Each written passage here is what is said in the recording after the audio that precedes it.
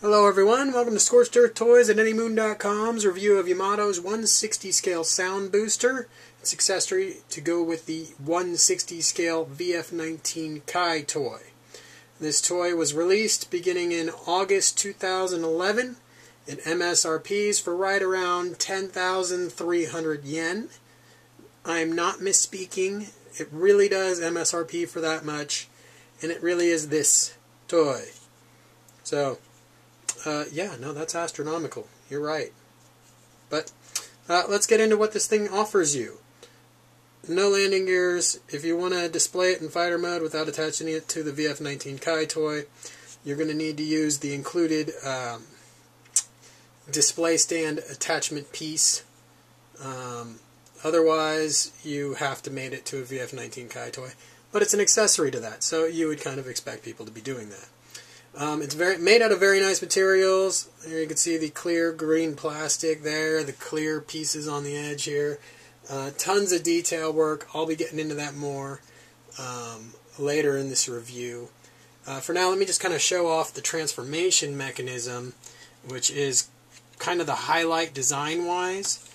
Here you see this big antenna that's sticking out of the top. That actually retracts into the dome there, revealing two trap doors that slide open, and then reveal pegs that are used to attach to Batroid mode. Pegs are a little tough to get without fingernails, so keep that in mind. So anyways, those trap doors I think completely unnecessary personally. They could have just had the pegs laying flat against the back, but whatever. So Yamato put a lot of thought and effort into that apparently. Too bad it doesn't work better, but I'll get into that more later. Alright, so let me pull out a VF19 Kai in fighter mode now, attach them, and show you what you're getting into. Alright, so now I've got the sound booster attached to a VF19 Kai toy in fighter mode, as you can see. This sound booster comes with a new Basara figure. He's singing in the cockpit seat. I've got him there. I'll have close-ups on anymoon.com.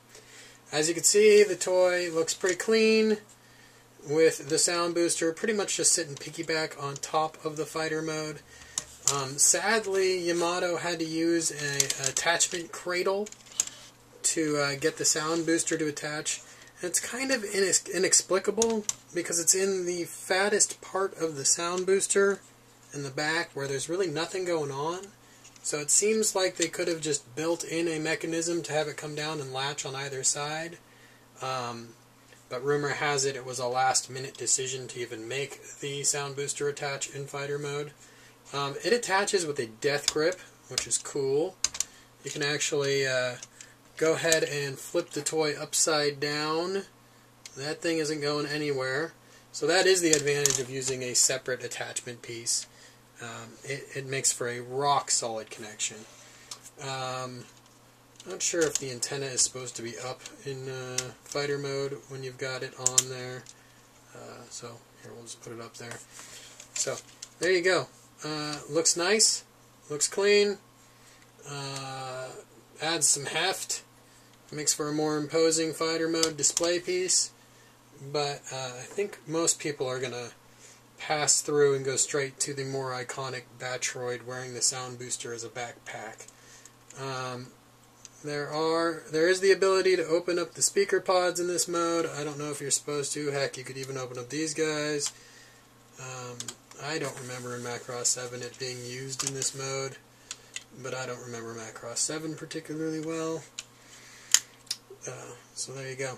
Alright, let's move straight to Batroid. There's really nothing to mention as far as Gearwalk mode. The VF19 Kai and the sound booster don't really go together in Gearwalk mode. Alright, so to Batroid it is. Okay, so I've transformed my VF19 Kai into Batroid mode, and I've transformed the sound booster into, I guess we'll call it, backpack mode. So here is the sound booster. Here are the three prongs that attach to the metal plate of the back of Batroid mode to hold it in place. There are also little swing-out black bars here that sort of trap the shoulder in between and maybe act like a spacer to keep both of these on the same level, but more to trap the shoulder than anything. And actually, that's one of my big letdowns here. would have been nice if the shoulder here, this little pad that goes in front of the shoulder, had some way of clipping onto the shoulder. As it is right now, you're relying entirely on these 3 prongs, which fit into this smooth metal back. So you have smooth plastic prongs going into a smooth metal back, and what can happen is it just starts sliding out and then it falls off the toy, or it causes the toy to topple as it's falling off the toy. So obviously that's not really ideal. I would have liked to have seen these things really latch on and stay firmly in place. So let's go ahead and put them on. You're going to come over the top and get your shoulder pads in place. And then, let's hopefully not get my head on. Hold on 1 second.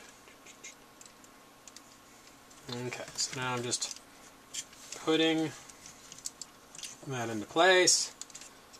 There we go. So you can see from the side, nothing holding the sound booster in place in front, and there's a little pad now that's on top of the shoulder there to kind of keep it elevated. You could try to force it in a little bit more. I don't know. Not nearly as secure as it should be for a toy that costs as much money as this toy does. So, but then there you go. You get your sound boosters, and they look impressive, right? I mean, and that's really what this is all about. How impressive of a display piece is this toy? Well, there you go. Now you get to see how the sound booster just falls right out. Really sweet engineering for such an expensive piece. Hold on. Obviously it's not hard to put it right back on. So it is a little annoying. Get in your holes. Okay. Boom. Fixed again. Okay, so let's rotate around. You guys can see exactly what you're dealing with here.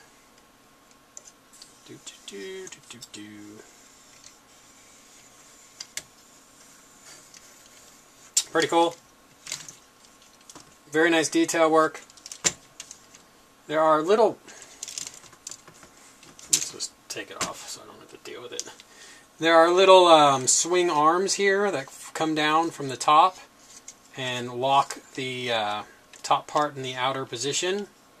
So you wouldn't want to try to rush back transforming this through without swinging those arms back up.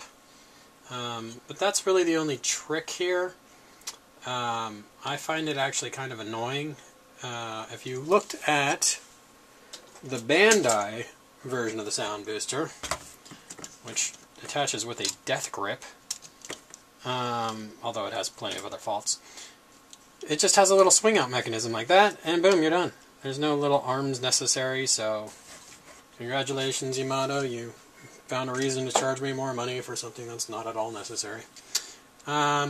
Overall, if you couldn't tell from my tone, I am really unimpressed with the sound booster. It's definitely shiny, and it looks great as a display piece. Look at the detail work here, and the detail work here. These are hidden parts during the fighter mode. That's all nice, you know. Seems like a lot of attention to detail was spent on this toy, and not a whole lot of time designing the best possible toy. And that makes me sad and makes me feel like I spent too much money on a sound booster. So if you're not a huge Macross 7 fan, do not buy this. It is not worth your time. If you are a huge Macross 7 fan, you probably feel this whole review was terrible and I am stupid, because clearly there is nothing cooler than Basara and Anima Spiritia. I don't know. Visit eddymoon.com. I will have lots of pictures, lots of comparisons to that Bandai High Metal toy I just flashed, and some scale comparisons, some line art comparisons. Thanks for viewing.